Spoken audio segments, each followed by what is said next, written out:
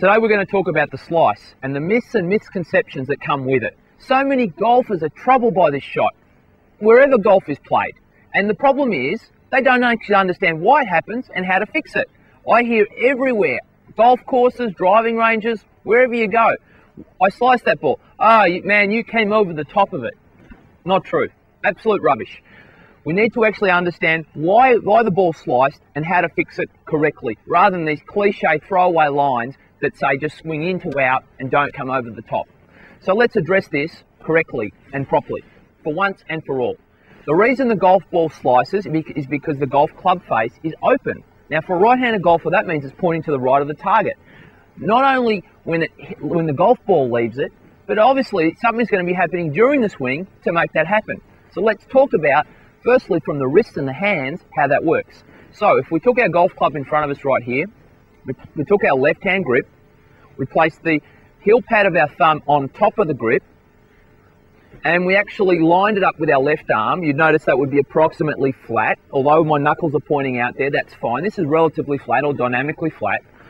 If we cock our left wrist up and down, of course it's got to be supple for us to do that, we'll notice that the golf club face stays square with our left hand. That's what we're looking for.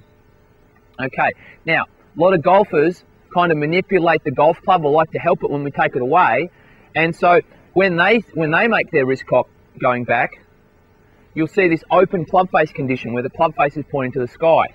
Now, straight away, let's look back at my left wrist. It's bent. And I've actually cocked it, or actually I haven't cocked it at all. I've bent it from where my watch intersects my wrist, rather than where my snuff box, anatomical snuff box that is for the medicos out there, joins my wrist bone and my thumb.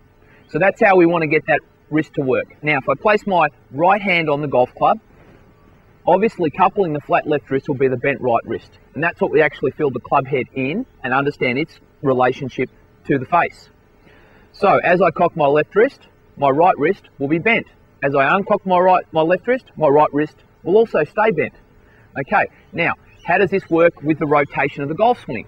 Well, as I cock my left wrist on a backswing, my right wrist will be bent, and the club face will open to the target, but obviously stay square to my body and square to the plane that I'm looking at. As I come down, it will uncock and straighten out, staying bent and staying flat and still square, and then it'll actually naturally want to swivel over as the momentum of the transfer of the momentum of the golf swing occurs. That's what we're looking for. It's this motion, understanding this motion. So this swivel here, you could all get your golf clubs out and do that.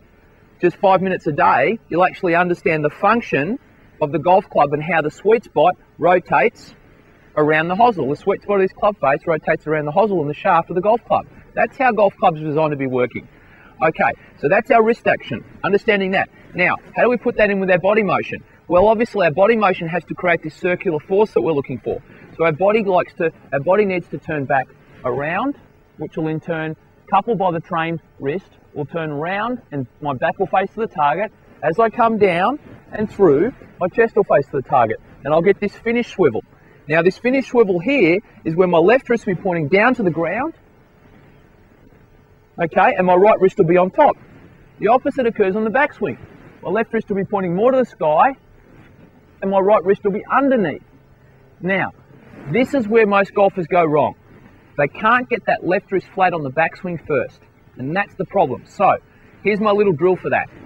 We call it the twist away. Now, Brian Manzella, who I'm a member of his golf academy in New Orleans, Louisiana, he coined this phrase because one of his students had his wedding ring on and he twisted it away. Suddenly he called it the twist away, and that's pretty much the best way I've worked with and found to get golfers to get the golf club face slightly closed or square to stop that troubled slice. So what you do, you actually take your setup. As you turn your body back, you actually feel like your left wrist is actually twisting away from the target, which will create somewhat of an arch condition, quite the opposite of that bent condition we talked about before. This arch condition is now what we transport through with our body into our finish swivel. And that's how we get that flat left wrist pointing down to the ground and that right wrist on top. So I'm going to show you how that works with a golf ball.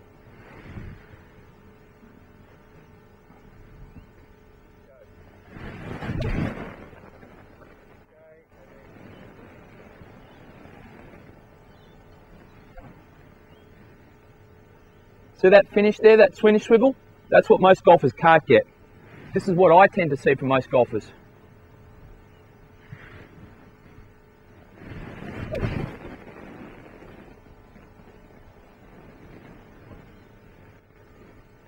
See that chicken wing finish? See that open club face? That's why you guys have to come over the top, because that open club face, you're trying to save that club face rather than actually let the golf club function around in a circular motion as it's designed to. So if you want to stop your slice and learn to keep the club face square, get this twist away, practice it at home, use your body, allow the rotation to happen, and you'll be on your way to straight shots.